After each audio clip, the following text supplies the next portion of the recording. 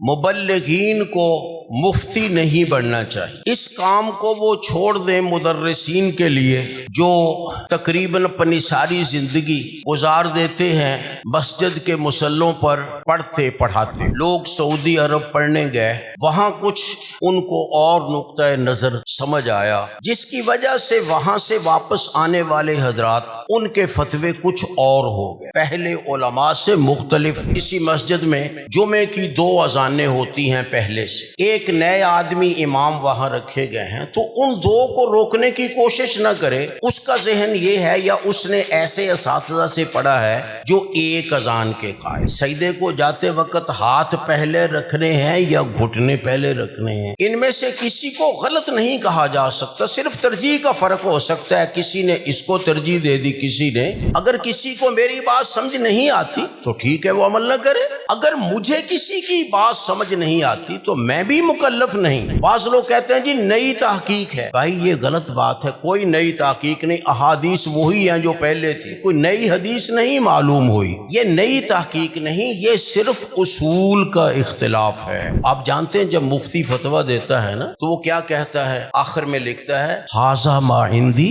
واللہ اعلم بالصواب۔ اس کا مطلب کیا ہے؟ یہ میرا خیال ہے، میری تحقیق ہے، میں اس کو صحیح یا قابل ترجیح سمجھتا ہوں، باقی رہا حقیقتاً حق کیا ہے وہ اللہ جانتا ہے۔ اب اللہ کے رسول کے اس فرمان کا حقیقی مطلب کیا تھا جو آپ نے کہا تھا تم میں سے کوئی شخص عصر کی نماز بنو قریظہ کے علاوہ نہ پڑھے؟ کیا وہ مقصد ہوگا نا ایک مفہوم، لیکن آپ نے وہ بیان ہی نہیں کیا۔ جس عالم اور متقی شخص نے اس کا جو مفہوم سمجھا ہے بغیر کسی تعصب کے اور بغیر کسی مفاد کے، وہ ٹھیک ہے۔ امام بخاری نے اور کتابیں بھی تو لکھی ہیں، ان میں ضعیف احادیث بھی ہیں، ان کی کتاب الادب المفرد، ان کی کتاب قضائیہ صحابت و تابعین اور دیگر، ان میں کوئی ضعیف روایات بھی ہیں۔ بعض مبلغین کے بارے میں ان کے میزبانوں نے بتایا کہ وہ صبح کی نماز بھی نہیں پڑھتے، اور بعض مبلغین کے بارے میں یہ ہے کہ وہ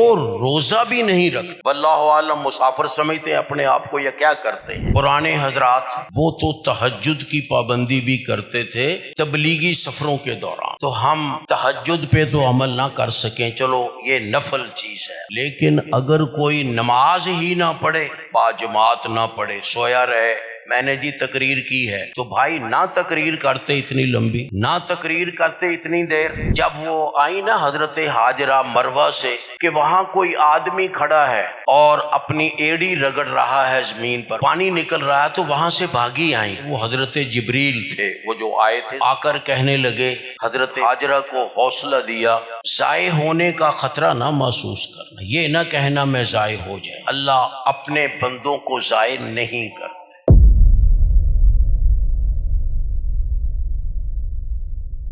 میرے محترم اور مکرم سامعین،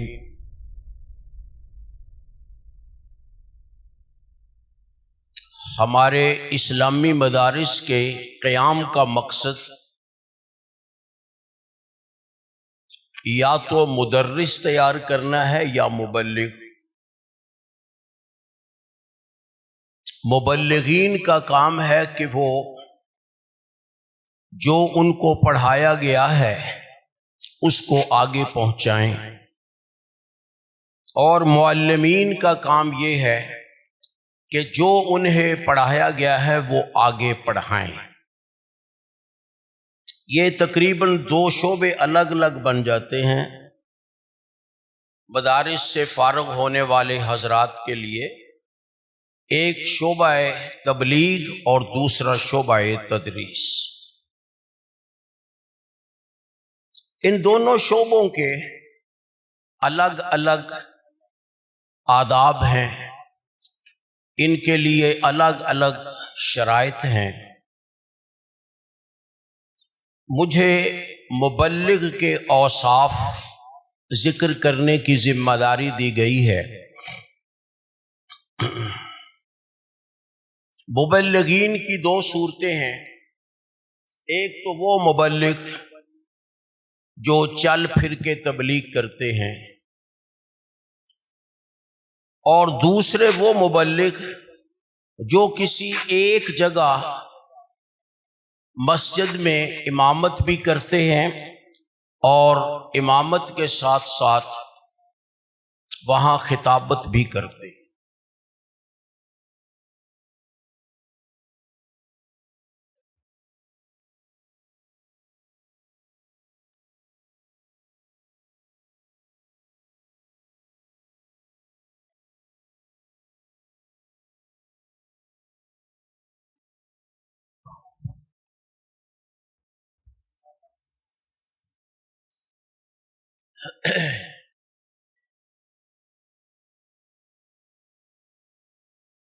پھر تسی خطاب پہلا فرماؤ گے۔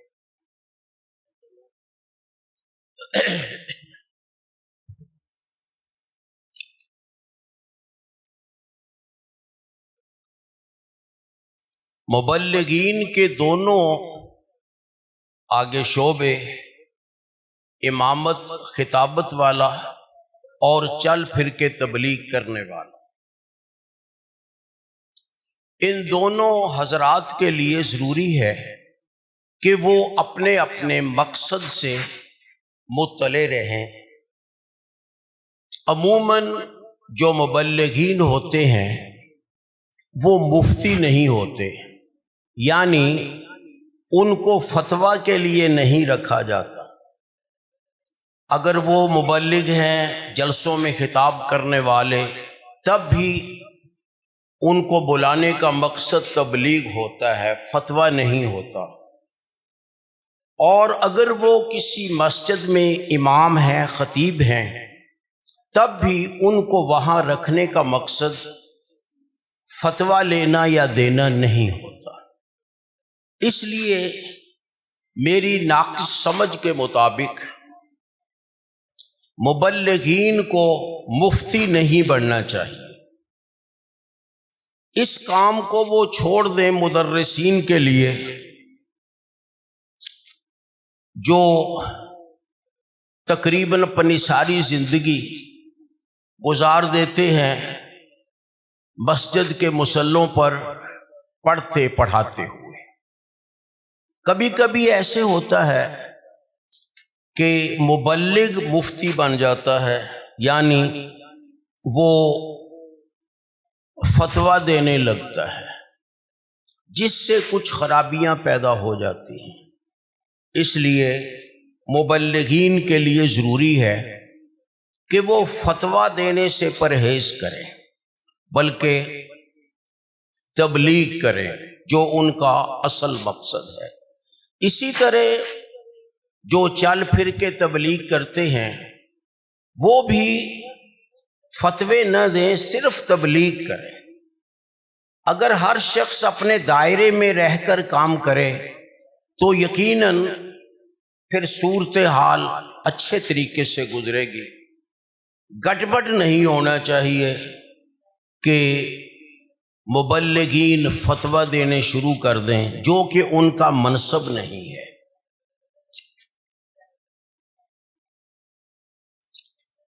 فتویٰ دینا صرف ان لوگوں کا کام ہے جنہوں نے اپنی پوری زندگی بیٹھ کر تعلیم و تدریس میں گزاری ہے۔ یہ لوگ مفتی کہلاتے ہیں، سب نہیں، جن کو اللہ تعالیٰ قبولیت عامہ عطا فرمائے اور لوگ ان کو مفتی تسلیم کریں۔ جس طرح کہ ہر پڑھنے والا شخص بھی مبلغ نہیں ہوتا، تو ضروری ہے کہ ہم اگر تبلیغ کرتے ہیں یا کسی مسجد میں امامت خطابت کرتے ہیں تو ہم تبلیغ کی حد تک رہیں، فتویٰ کی حد تک نہ پہنچے۔ جب ہم سے کوئی مسئلہ پوچھا جائے تو وہ اپنے سے بڑے استاد کا حوالہ دے دیں کہ بھائی میں تبلیغ کر رہا ہوں، میرا منصب تبلیغ ہے، فتویٰ لینا ہے، تو پھر آپ استاد صاحب سے فتویٰ لیں۔ اس طرح پھر عام اختلاف کم ہوتا ہے، اختلاف نہیں ہوتا جب فتویٰ دینے والے اور ہوں۔ بسا اوقات ایسے ہوتا ہے کہ ایک آدمی تقریر کرنے جاتا ہے کسی جگہ، تو لوگ اس سے کوئی فتویٰ پوچھ لیتے ہیں تو وہ فتویٰ دے دیتا ہے، بسا اوقات پھر اس کو بعد میں ثابت کرنا مشکل ہو جاتا ہے۔ اس بدمزگی سے بچنے کے لیے ضروری ہے کہ وہ فتویٰ دوسروں کے سپرد کر دے۔ حضرت ابو موسیٰ اشعری رضی اللہ تعالی عنہ ایک عظیم صحابی تھے، اللہ کے رسول صلی اللہ علیہ وسلم نے ان کی کئی جگہ تعریف فرمائی، بلکہ ان کو یمن کے علاقہ میں عامل بنا کر بھیجا، لیکن اس کے باوجود اگر کوئی شخص ابو موسیٰ اشعری سے فتویٰ طلب کرتا تھا تو وہ کہتے تھے بھئی فتویٰ عبداللہ بن مسعود سے جا کر لو، لا تسألونی ما دام ھذا الحبر فیکم، جب تک یہ عظیم عالم تم میں موجود ہے، یعنی عبداللہ بن مسعود رضی اللہ تعالی عنہ، اس وقت تک مجھ سے نہ پوچھو۔ یہ وصف ہم مبلغین کو اپنانا چاہیے کہ اگر ہم سے کوئی فتویٰ لیا جائے تو بجائے اس کے کہ ہم اپنی طرف سے جواب دیں، ہم کسی بڑے عالم کو کے حوالہ دے کر اس کے سپرد کر دیں۔ یہ ایک بڑی اچھی ترتیب ہوگی اور اس سے پھر اختلافات نہیں ہوں گے۔ کبھی ایسے ہوتا ہے کہ کوئی مبلغ ایک بات فتویٰ دے کر چلا جاتا ہے، بعد میں پھر اس فتوے کے لیے لوگ رجوع کرتے ہیں اور علماء کی طرف، تو وہ کچھ اور بتا دیتا ہے۔ اس بدمزگی سے بچنے کے لیے بہت ضروری ہے کہ ہر شخص فتویٰ نہ دے، ہر شخص فتویٰ نہ دے، خصوصاً جو مبلغین ہیں۔ ہر استاد کو بھی فتویٰ نہیں دینا چاہیے، ہر مبلغ کو بھی فتویٰ نہیں، مبلغ کا تو یہ کام ہی نہیں ہے۔ اس لیے اگر ہم مبلغین حضرات اس بات کا خیال رکھیں تو بہت سے اختلافات سے بچا جا سکتا ہے۔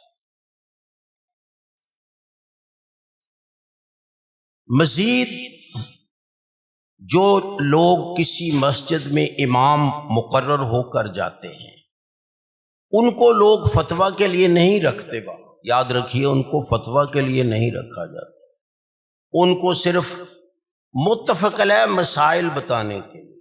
لہٰذا جو ائمہ مسجد ہیں یا عام مبلغ ہیں، وہ مسئلے تو بیان کر سکتے ہیں جن پر اتفاق ہے، جو اختلافی مسائل ہیں ان پر وہ رائے زنی سے پرہیز کریں تو بہت اچھی بات ہے۔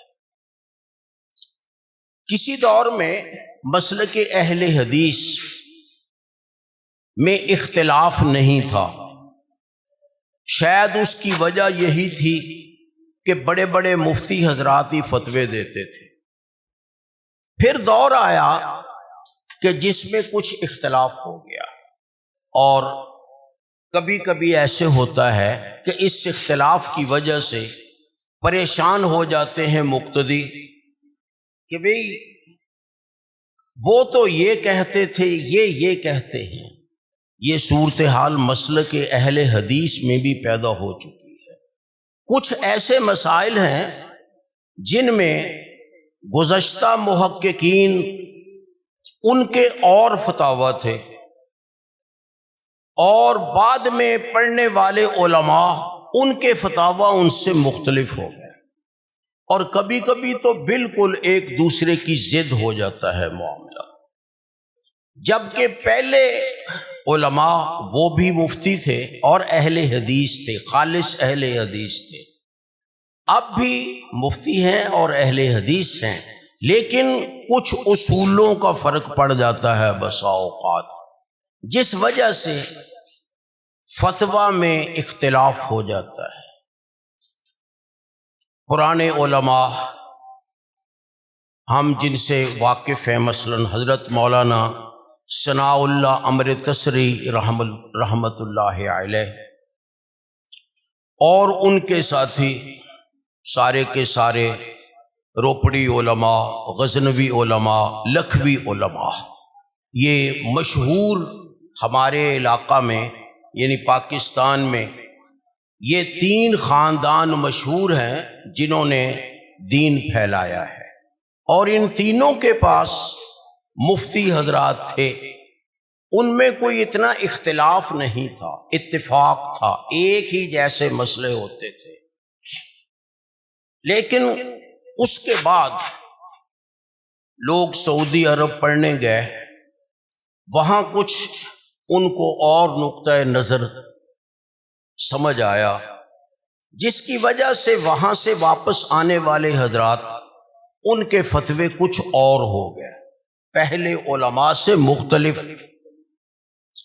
اب دیہات میں جہاں پہلے علماء رہے ہیں، جو اہل حدیث علماء جنہوں نے اس علاقے میں مسلک اہل حدیث پھیلایا، ان کے فتاویٰ کو لوگ لے کر کہتے ہیں کہ وہ تو یہ فتویٰ دیتے تھے، آج یہ فتویٰ ہے۔ تو یہ پریشانی ضرور ہوتی ہے لوگوں کو۔ یہ الگ بات ہے کہ دونوں میں کچھ اصول کا بھی اختلاف ہے۔ مثلا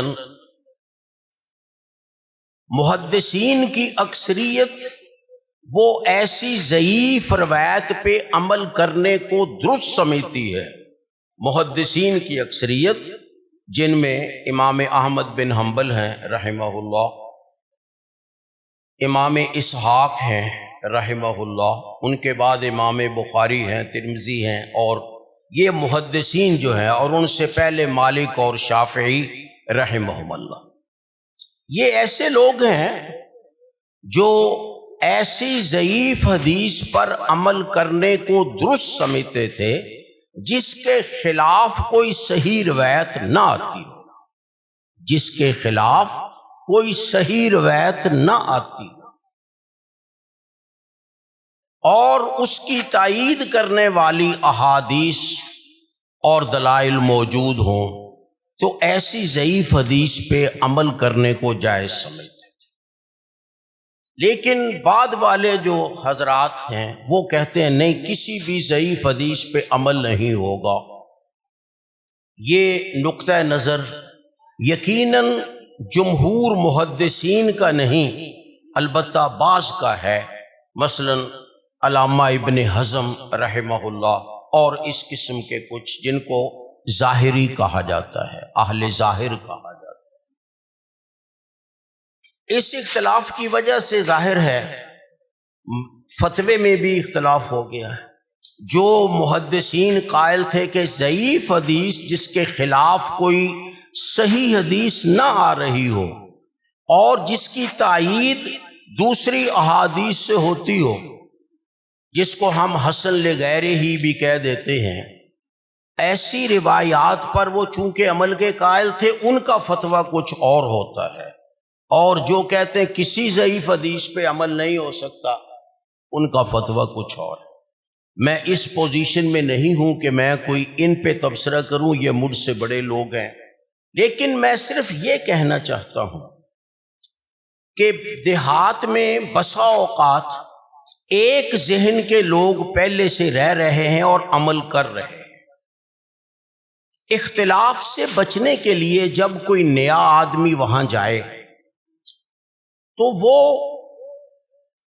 ان لوگوں کو نئے فتوے دینے کی بجائے جس فتوے پہ وہ چل رہے ہیں وہ بھی اہل حدیث کا ہی فتویٰ ہے اور محققین اہل حدیث کا فتویٰ ہے، تو ان سے ان کو برگشتہ نہ کرے۔ برگشتہ کریں گے تو ظاہر ہے پھر اختلاف پیدا ہوگا۔ اسی طرح جہاں دوسرے ذہن والے لوگ چل رہے ہیں، وہاں کوئی پہلے ذہن والا آدمی چلا جائے تو ان کو ان کے طرز عمل سے برگشتہ کرنے کی کوشش نہ کرے، بلکہ وہ کہے ٹھیک ہے بھئی کچھ علماء کا یہ موقف بھی ہے، بات ختم۔ جب اس حد تک اختلاف ہو نا کہ وہ کہے ٹھیک ہے جی یہ علماء کا موقف یہ بھی ہے اور علماء کا موقف یہ بھی ہے، بس اہل حدیث میں جو متفقہ مسائل ہیں ان کو تو ضرور بیان کیا جائے، اس میں کوئی مداہنت نہ کی جائے، نرمی نہ کی جائے، لیکن جن مسائل میں پہلے محدثین یا پہلے اہل حدیث علماء اور بعد والے اہل حدیث علماء میں اختلاف ہے، ان میں بجائے اس کے کہ ایک دوسرے کی تقلید کرنے کے، یعنی کہا جائے یہ غلط ہے یہ بدعت ہے، ایسے یہ اچھی بات نہیں ہے، کیونکہ یہ بھی ان لوگوں کے فتاوی ہیں جو خود اہل بدعت کے خلاف تھے۔ اب کون کہے گا کہ روپڑی علماء مثلا یا غزنوی علماء یا لکھوی علماء یا کراچی کے امامیہ لوگ وہ اہل بدعت تھے؟ ایسی بات نہیں، بات وہی جو فرق میں نے بتایا ہے کہ کسی اصول کی وجہ سے فتوے میں فرق پڑ جاتا ہے، لیکن اس کی بنا پر کسی کو گمراہ قرار دینا، کسی کو بدعتی قرار دینا یہ مناسب نہیں۔ اس طرح کریں گے تو پھر اختلاف پیدا ہوگا۔ اگر ایسا مسئلہ کوئی پوچھے تو ائمہ کا کام یا مبلغین کا کام یہ ہے کہ وہ کہیں بھئی اس مسئلے میں اہل حدیث علماء کا اختلاف ہے، دونوں اہل حدیث ہیں، دونوں کے اصول ہیں، تو اس لیے اس پہ عمل کر لیں تب بھی خیریت ہے، اس پہ عمل کر لیں تب بھی خیریت۔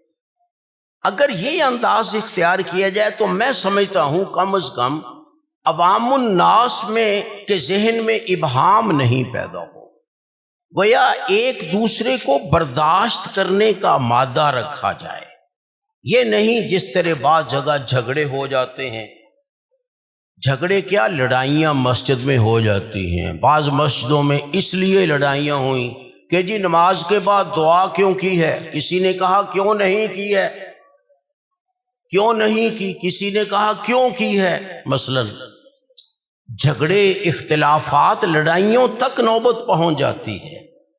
براہ کرم ائمہ کرام یہ جو کہ مبلغین کی ایک اہم شاخ ہے، یہ اس بات کا اگر خیال رکھیں کہ جہاں جائیں اگر پہلے سے وہاں اہل حدیث حضرات کے فتاوی پہ عمل ہو رہا ہے تو چلنے دیں، کوئی بات نہیں، آپ بھی بیان کر سکتے ہیں اگر آپ کا ذہن مختلف ہے، لیکن بجائے اس کے کہ ان کو برگشتہ کرنے کی کوشش کی جائے اور بدعت وغیرہ کے فتوے لگائے جائیں، میں سمجھتا ہوں یہ اچھی بات نہیں۔ ہم اپنے سے بڑے اہل علم جو کہ یقیناً اہل حدیث اور سچے اہل حدیث تھے، ان میں نیت کی کوئی خرابی نہیں تھی، ان کے بارے میں ہم ایسا فتویٰ دیں کہ وہ بھی بدعتی بن جائیں، مثلا وہ بھی بدعتی بن جائیں، تو یہ کوئی عقل مندی کی بات نہیں ہے۔ ہاں آپ یہ کہہ سکتے ہیں کہ بھئی علماء کا موقف یہ تھا، کچھ علماء کا یہ موقف بھی ہے، لوگ جس کو پسند کریں گے اس پہ عمل کر لیں گے، لیکن اختلاف نہ پیدا کیا جائے، اکھاڑا نہ جائے۔ مثلا کسی مسجد میں جمعے کی 2 اذانیں ہوتی ہیں پہلے سے، ایک نئے آدمی امام وہاں رکھے گئے ہیں، تو ان 2 کو روکنے کی کوشش نہ کرے، اس کا ذہن یہ ہے یا اس نے ایسے اساتذہ سے پڑھا ہے جو ایک اذان کے قائل ہیں۔ مثلا اب 2 اذانوں کے قائل بھی خالص اہل حدیث لوگ تھے، اور جو ایک اذان کے قائل ہیں وہ بھی اہل حدیث ہیں، تو بجائے اس کے کہ 2 والے ایک والے کو غلط کہیں، ایک والے 2 والے کو غلط کہیں، یا ایک دوسرے کو برگشتہ کریں، اس کی بجائے کیوں نہ اس کو برداشت کیا جائے، کہا جائے بھئی 2 اذانیں بھی پڑھی جا سکتی ہیں، صحابہ کرام سے یہ ثابت ہیں 2 اذانیں بھی، اور 1 اذان بھی کہی جا سکتی ہے، بہت سے علماء کا یہ موقف ہے۔ اگر آپ اس انداز میں کام کریں تو میں سمجھتا ہوں کہ پھر لوگوں کے ذہن میں تشویش پیدا نہیں ہوگی، کیونکہ بہت سے مسائل ایسے ہیں جن کو ہم علمی زبان میں ذو وجہین کہتے ہیں۔ ذو وجہین کا مطلب کہ دونوں طرح عمل ہو سکتا ہے۔ مثال کے طور پر سجدے کو جاتے وقت یا اٹھتے وقت ہاتھ پہلے، سجدے کو جاتے وقت ہاتھ پہلے رکھنے ہیں یا گھٹنے پہلے رکھنے ہیں، یہ مسئلہ اختلافی ہے۔ ہاتھ پہلے رکھنے کی روایات بھی موجود ہیں اور گھٹنے پہلے رکھنے کی روایات بھی موجود ہیں۔ ان میں سے کسی کو غلط نہیں کہا جا سکتا، صرف ترجیح کا فرق ہو سکتا ہے، کسی نے اس کو ترجیح دے دی، کسی نے اس کو۔ اور یہ اہل حدیث میں ہی، یہ نہیں کہ بعد کی دوسروں کی بات ہے، اہل حدیث میں ہی کچھ لوگ اس بات کے قائل ہیں کہ پہلے ہاتھ رکھے جائیں، پھر گھٹنے رکھے جائیں، پھر ماتھا رکھا جائے، اور جو قائل ہیں کہ پہلے گھٹنے رکھے جائیں وہ بھی اہل حدیث ہیں، وہ بھی اہل حدیث ہیں۔ تو بجائے اس کے کہ ہم ان کو ایک دوسرے کے خلاف کریں یا کہیں یہ غلط ہے، یہ کہنے کی بجائے کیا کہنا چاہیے؟ کہا جائے کہ بھئی دونوں طرف احادیث آتی ہیں، اس پہ بھی عمل ہو سکتا ہے، اس پہ بھی عمل ہو سکتا ہے۔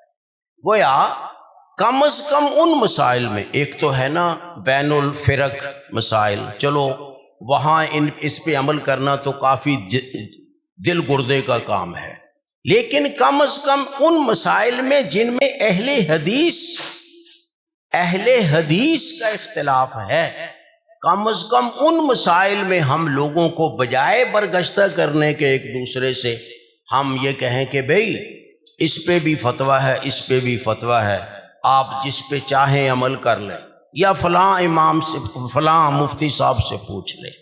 میں سمجھتا ہوں اس چیز کی بہت ضرورت ہے، ہم میں اس چیز کی ہم میں بہت ضرورت ہے، تاکہ اہل حدیث کی میں اختلاف نہ پیدا ہو۔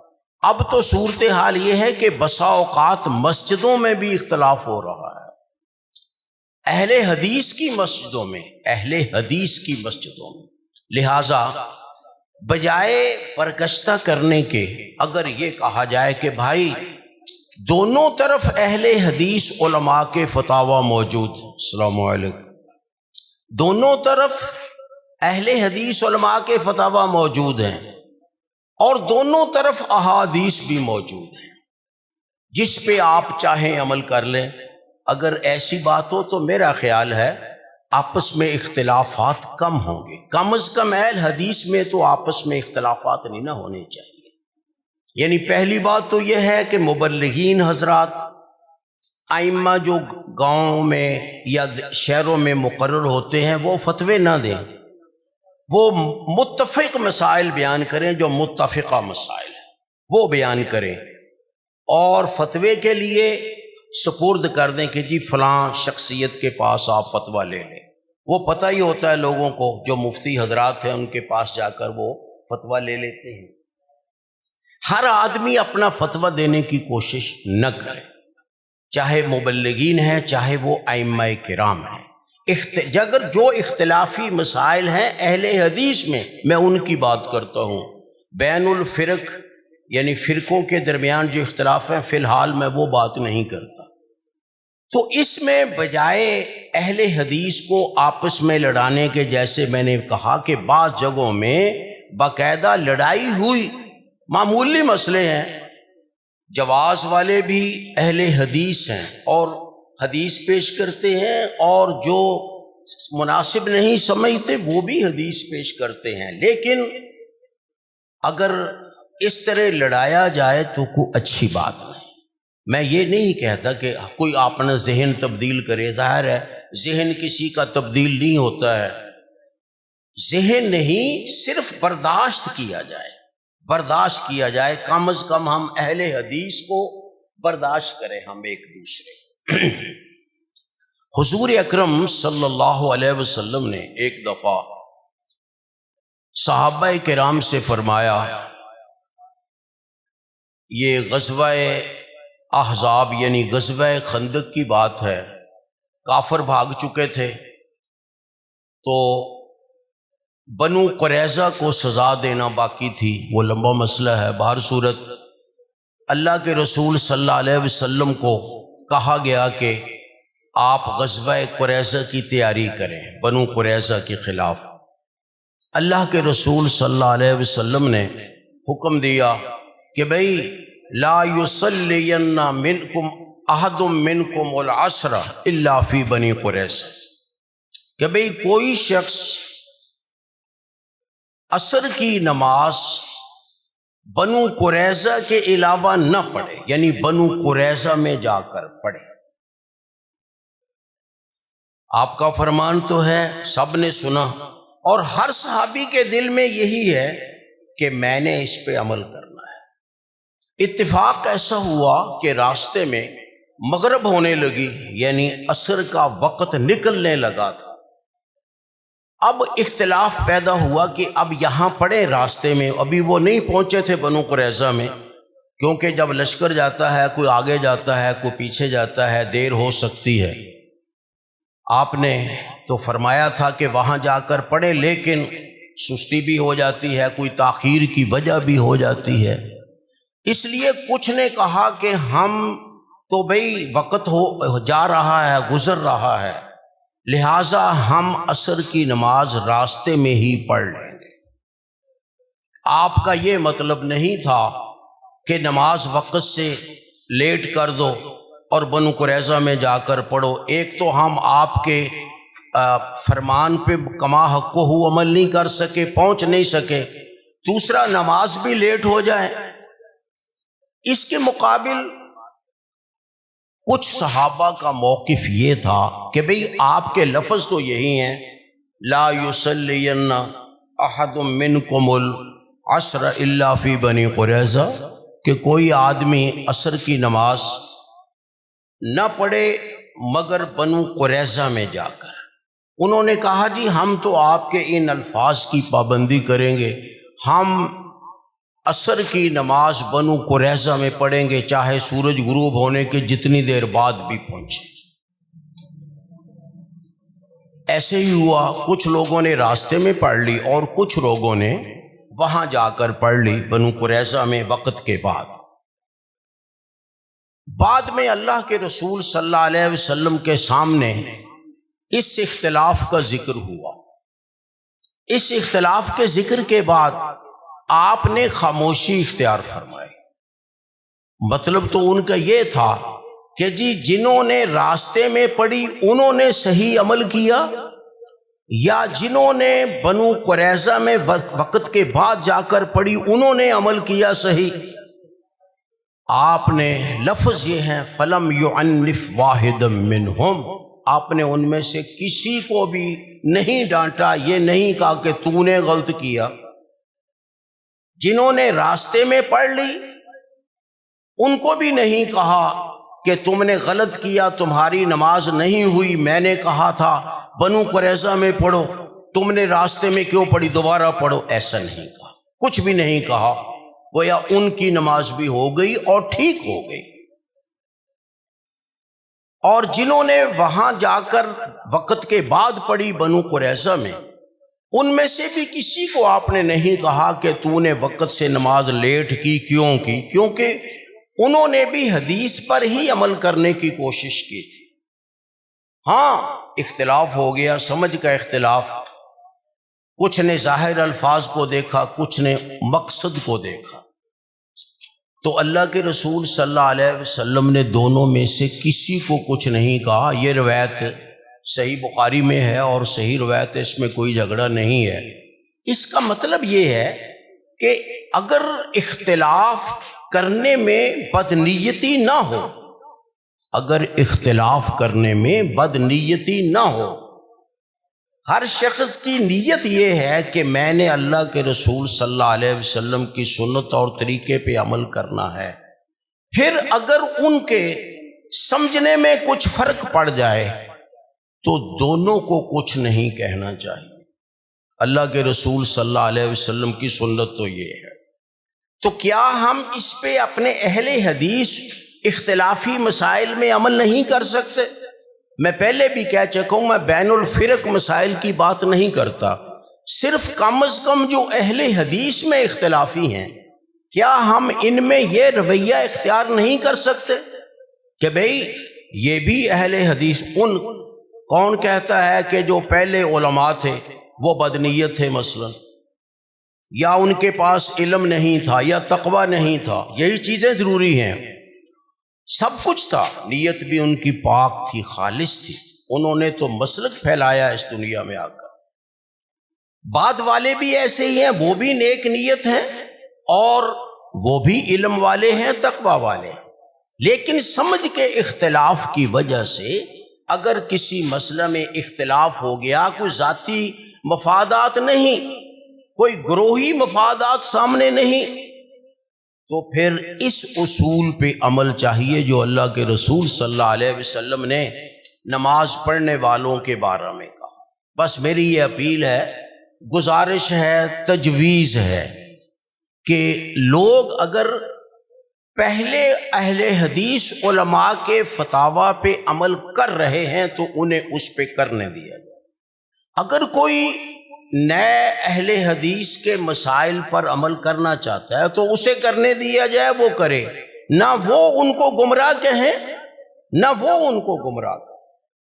جیسے میں نے کہا کہ ذو وجہین مسئلے بعض ہوتے ہیں، جیسے میں نے وہ اشارہ کیا تھا کہ سجدے کو جاتے وقت گھٹنے پہلے رکھنے یا ہاتھ، محدثین میں ہی دو قسم کے گروہ ہیں، محدثین میں ہی پہلے ہاتھ رکھنے والے بھی اور پہلے گھٹنے رکھنے والے۔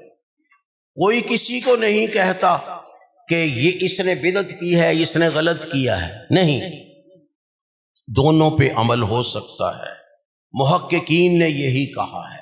یہ جھگڑا جو زیادہ ہے نا وہ کم علم والے لوگ بناتے ہیں، کم علم والے لوگ وہ سمجھتے ہیں کہ جو میں نے سمجھا ہے بس اب اس پہ عمل ہونا چاہیے، حالانکہ بھائی کوئی مکلف نہیں ہے آپ کی سمجھ پہ، میری سمجھ پہ عمل کرنے کا کوئی مکلف نہیں۔ اگر کسی کو میری بات سمجھ نہیں آتی تو ٹھیک ہے، وہ عمل نہ کرے، اگر مجھے کسی کی بات سمجھ نہیں آتی تو میں بھی مکلف نہیں۔ میں نے آپ کو یہ مثال دے دی ہے نماز والی کہ اللہ کے رسول نے کسی کو نہیں کہا تو نے غلط کیا، کیوں نہیں کہا؟ دونوں گروہ نیک نیت تھے اور اللہ کے رسول کے فرما بردار تھے، آپ کی سنت پہ عمل کرنے کے خواہش مند، لہٰذا کوئی حرج نہیں، وہ بھی ٹھیک ہے، وہ بھی ٹھیک ہے، اس کی بھی ہو گئی جس نے راستے میں پڑھی، اس کی بھی ہو گئی جس نے وقت کے بعد بنو قریظہ میں جا کر پڑھی۔ بس میری اپیل یہ ہے مبلغین حضرات سے، جن میں سے کچھ تو مقررین ہیں اور کچھ ائمہ ہیں، یعنی مساجد کے ائمہ، خطباء وغیرہ، کہ وہ اس ذہن کو پھیلانے کی کوشش کریں بجائے اس کے کہ تقلید کی جائے۔ بعض لوگ کہتے ہیں جی نئی تحقیق ہے، بھائی یہ غلط بات ہے، کوئی نئی تحقیق نہیں، احادیث وہی ہیں جو پہلے تھی، احادیث اتنی ہی ہیں جو پہلے تھی، کوئی نئی حدیث نہیں معلوم ہوئی، یہ حدیثیں پہلے علماء کو بھی معلوم تھی، وہ لکھتے ہیں اپنی کتابوں میں، یہ نئی تحقیق نہیں، یہ صرف اصول کا اختلاف ہے، اصول۔ جیسے میں نے اشارہ کیا کہ پہلے محدثین امام احمد بن حنبل، امام بخاری اور امام شافعی، مالک، اور یہ جو محدثین ہیں یہ اس ضعیف حدیث پر عمل کرنے کے قائل تھے جس کے خلاف کوئی صحیح حدیث نہ آ رہی ہو بلکہ اس حدیث کی تائید ہوتی ہو شواہد کے ساتھ، وہ عمل کرتے تھے، لہٰذا انہوں نے ایسا فتویٰ دے دیا۔ اگر کوئی نہیں درست سمجھتا وہ کہتا ہے کہ نہیں بھائی کسی ضعیف حدیث پہ عمل نہیں کریں گے، نہ کرے، لیکن ان کو غلط نہ کہیں۔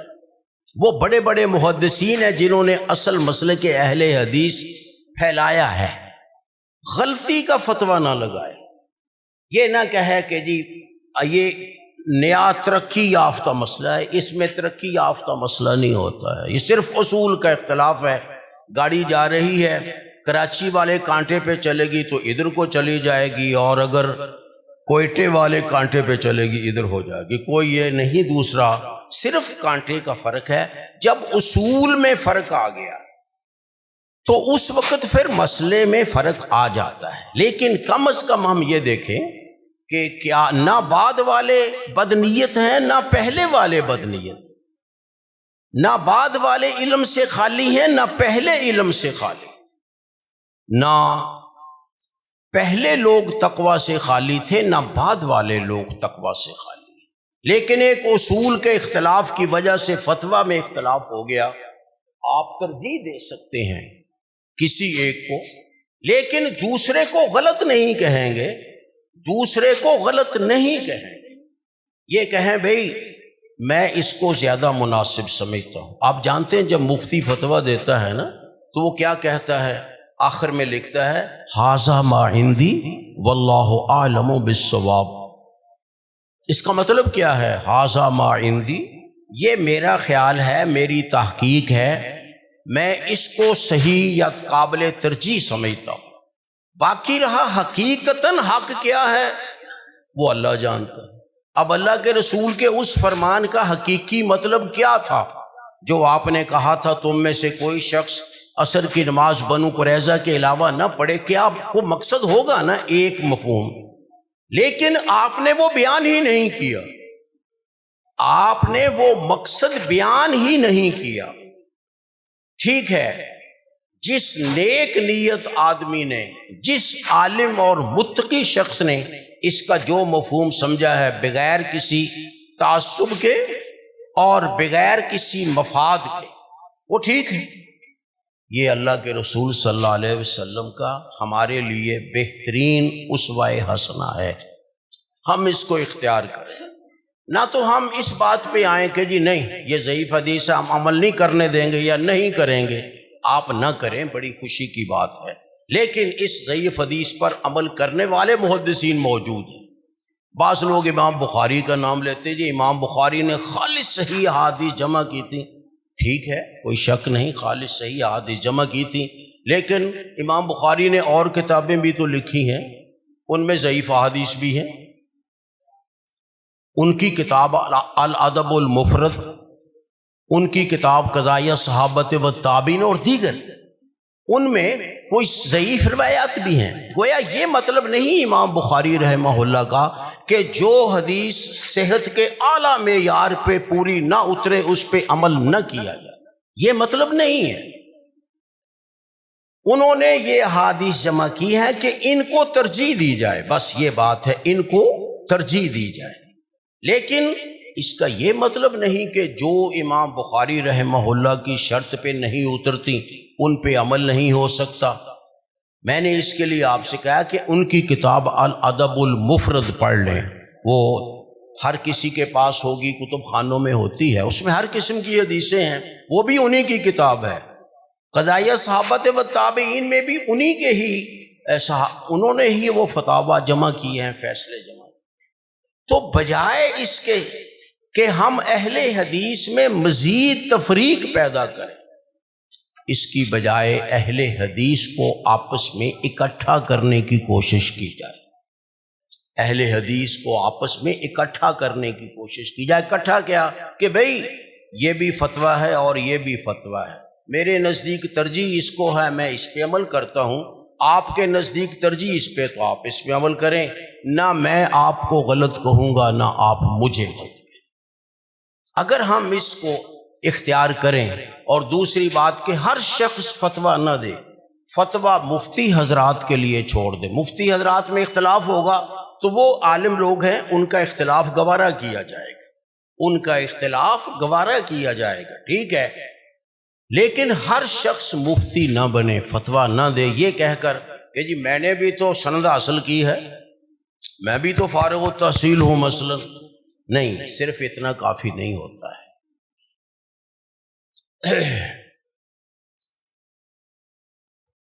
ایک بات مزید جو واقعتاً مبلغ کے اوصاف کے سلسلہ میں ہمارے لیے مد نظر رکھنا ضروری ہے، وہ یہ ہے کہ جو مبلغ ہوتے ہیں ان کو لوگ اپنا نمونہ سمجھتے ہیں، مبلغین کو، تو انہیں دین کے مسائل پر زیادہ عمل کرنا چاہیے۔ مثلا نمازوں کی، بعض، میں کسی ایک مبلغ کی بات نہیں کرتا، بعض مبلغین کے بارے میں جی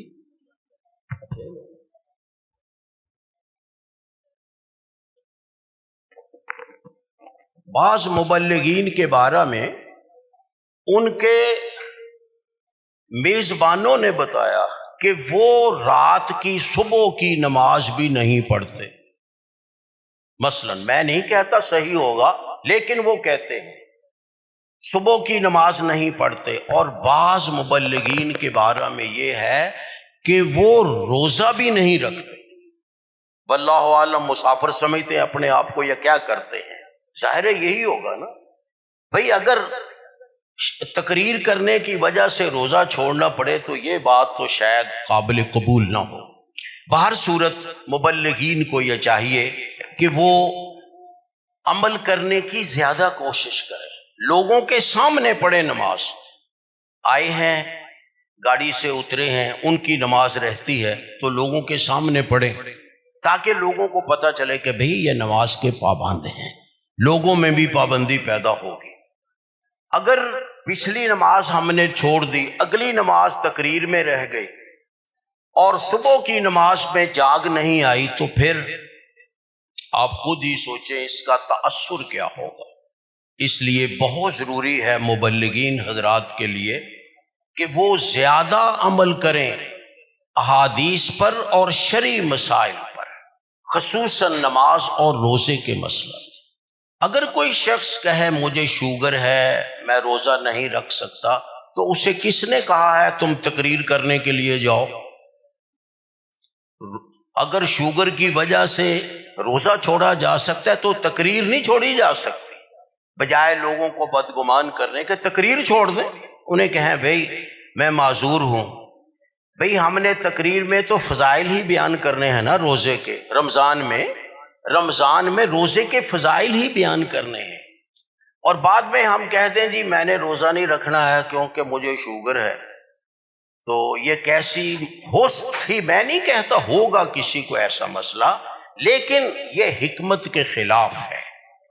حکمت کے خلاف ہے کہ آپ خود روزہ نہیں رکھ سکتے لیکن روزے کے فضائل بیان کرتے ہیں اور روزہ رکھتے بھی نہیں۔ کم از کم اگر بالفرض، میں نہیں کہتا کہ روزہ کوئی چھوڑے، اگر کسی کو نہیں رکھنا مثلا، تو وہ لوگوں کے سامنے تو وہاں کھانا نہ کھائے نا۔ یہ تو نہیں کہ میزبان سے 9 بجے اٹھ کر کہے کہ جی لے آؤ میرا ناشتہ۔ یہ بات تو بہت بری بات ہے، اس کا اثر برا ہوتا ہے۔ اللہ تعالیٰ فرماتے ہیں لِمَ تَقُولُونَ مَا لَا تَفْعَلُونَ، تم جو نہیں کرتے وہ کیوں کہتے ہو؟ کیا مطلب کہ جب تم روزہ نہیں رکھتے تو روزے کے فضائل بیان کرنے کے لیے کیا ضرورت ہے اتنی دور سے آنے کی؟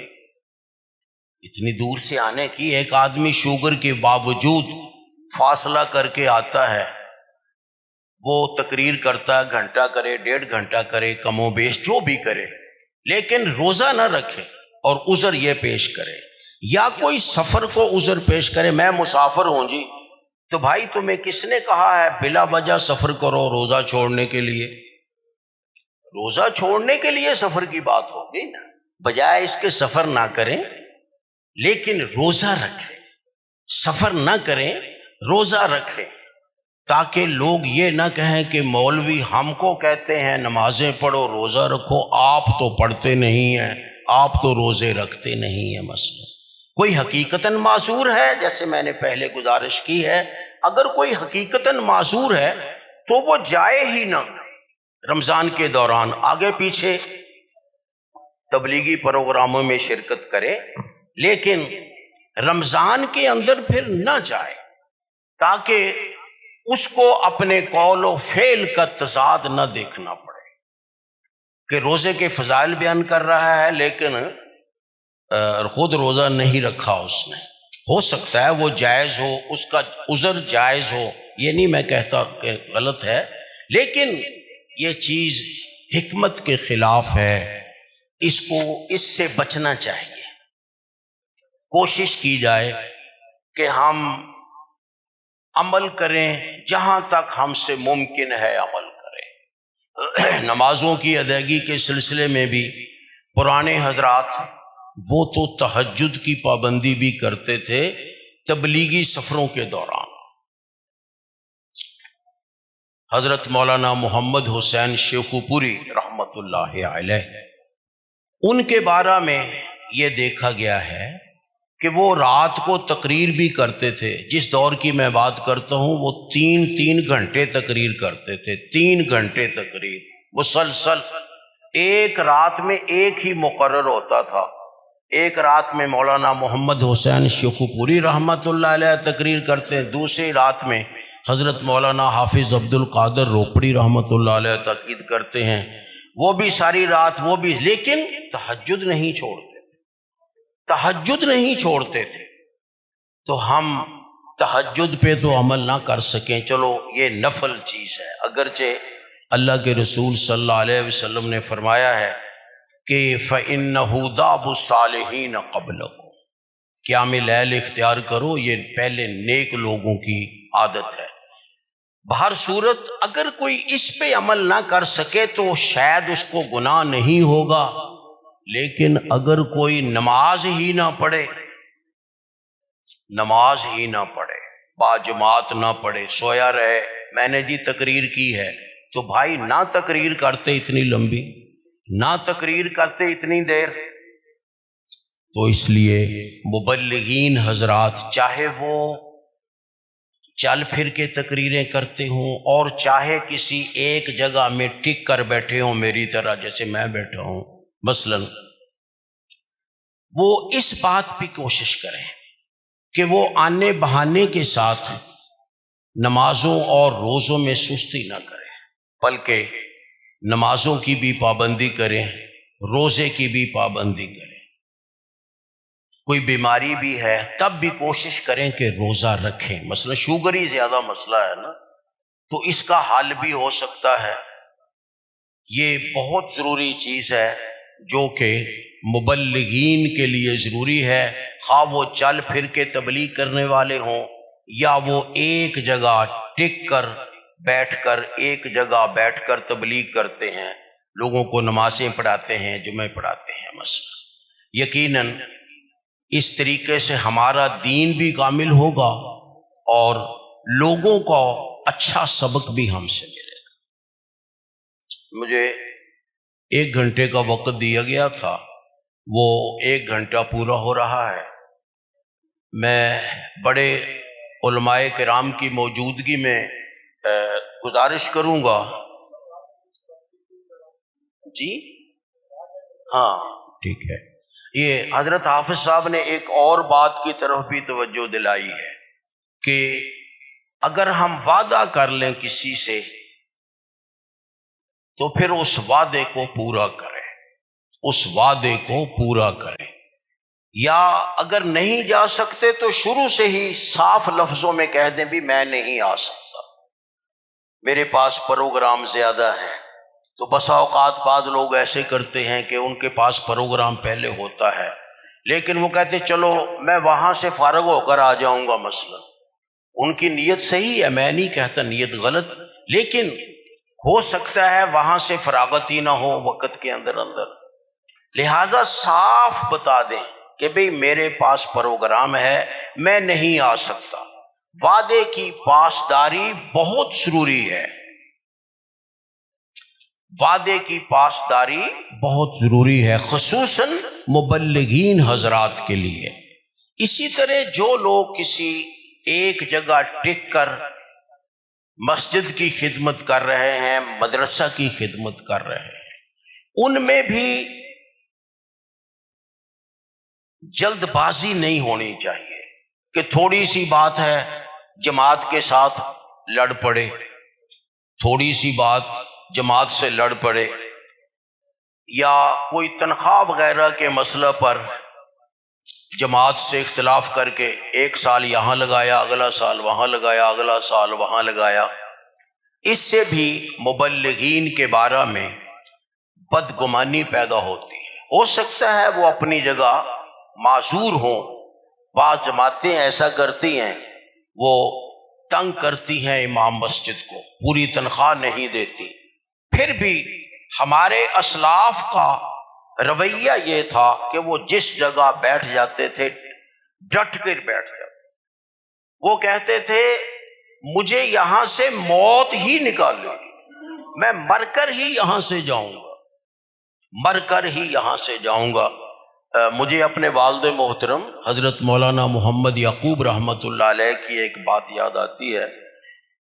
وہ فرماتے تھے کہ اگر کوئی مجھے پڑھانے نہیں دے گا، کچھ اختلاف ہوتے ہیں نا ہر جگہ، کچھ وہاں بھی اختلاف ہوا، تو انہوں نے کہا اگر مجھے کوئی پڑھانے نہیں دے گا تو میں گاؤں نہیں چھوڑوں گا، میں سر پہ ٹوکری اٹھا کر سبزی بیچ کر اپنا گزرے اوقات کروں گا، لیکن میں یہ نہیں کہ آج برتن یہاں رکھے کل کو وہاں رکھے، کل ادھر لے گیا کل ادھر لے گیا۔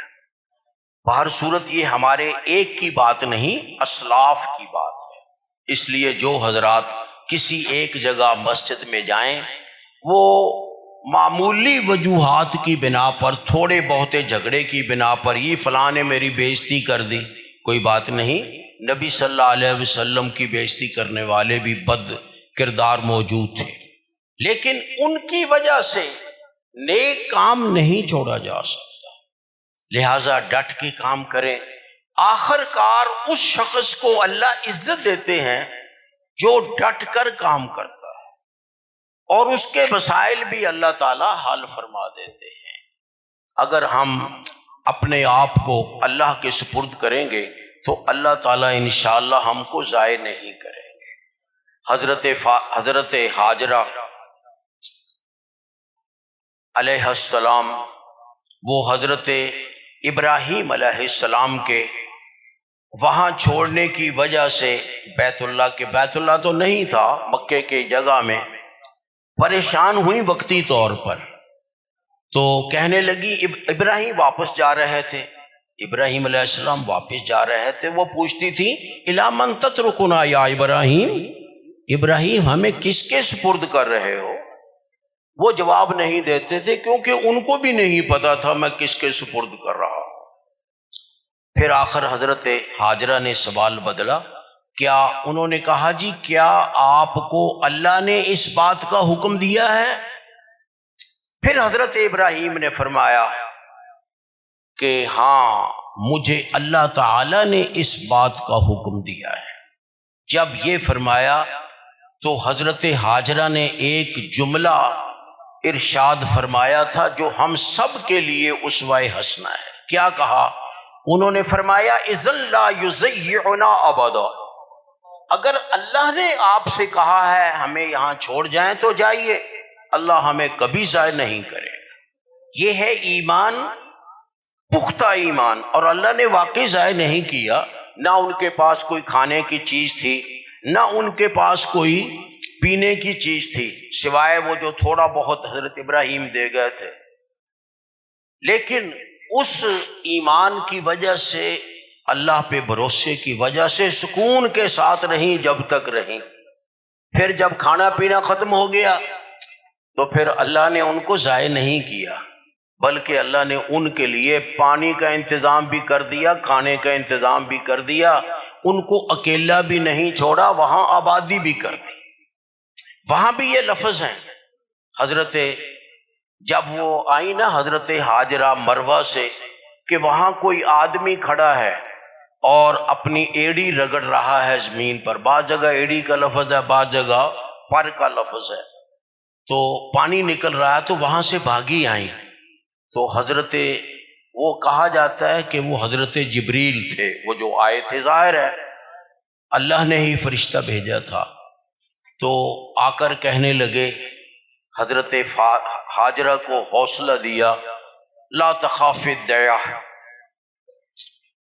ضائع ہونے کا خطرہ نہ محسوس کرنا، یہ نہ کہنا میں ضائع ہو جائیں گی، فإن اللہ لا یضیع اہلہ، اللہ اپنے بندوں کو ضائع نہیں کرتے۔ ہم اگر ایک جگہ بیٹھ کر دین کا کام کریں کوئی ہم سے لڑتا ہے تو لڑے، کوئی ہم کو تنخواہ دیتا ہے کم دیتا ہے نہیں دیتا ہے، وہ الگ مسئلہ ہے۔ اگر ہم میں یہ استقلال پیدا ہو جائے، ہم میں یہ اعتماد پیدا ہو جائے، تو یقیناً اللہ ہمیں ضائع نہیں کرے گا، اللہ کوئی اور اسباب قائم کر دے گا۔ اب ان کے لیے بھی تو اللہ نے اسباب بنائے نا۔ تو پھر حضرت جبریل نے کہا کہ یہ تیرا بیٹا اور اس کا باپ یعنی حضرت ابراہیم یہ مل کر یہاں اللہ کا گھر بنائیں گے، مت سمجھنا ہم ضائع ہو جائیں گے، ہم یہاں جل سڑ جائیں گے، ہمیں کوئی دفن کرنے والا بھی نہیں ہوگا۔ ایک ظاہر بین عقل تو یہی کہتی ہے نا، لیکن اللہ پر اعتماد اور اپنے آپ کو اللہ کے سپرد کر دینا، بس اللہ کے سپرد کر دیا، میں نے اللہ کا کام کرنا ہے۔ صحابہ کرام جب دنیا میں پھیلے تو جہاں ان کو جگہ ملی وہاں ٹھہر گئے، ان کی قبریں وہیں بنی۔ اس لیے ہم بھی اگر ہم میں سے کسی کو اگر کسی مسجد میں کام کرنے کے لیے ٹھہرایا جائے، جب تک اسے زبردستی نہ نکالا جائے مت نکلے۔ زبردستی کوئی نکالے تو ظاہر ہے اس کا کوئی حل نہیں ہے، اللہ تعالیٰ اس کا کوئی سبیل بنا دے گا، لیکن خود نہ آدمی وہاں سے جائے، ڈٹ کے بیٹھا رہے، دین کا کام کرے، خالص اللہ کے لیے کرے، انشاءاللہ اللہ تعالیٰ ضائع نہیں کریں گے۔ وآخر دعوانا ان الحمد للہ رب العالمین۔ نہیں تسی آؤ لا لو ادھر لے آؤ، میں تو صرف تقریر کرنے واسطے تے بیٹھا، تسی بیٹھو۔ نہیں میں استادوں کی جگہ تے نہیں بیٹھنا، وہ لوگوں کو فائدہ جڑا ہے نا، میں انہوں نے سارے واسطے اس لیے فائدہ فائدہ زیادہ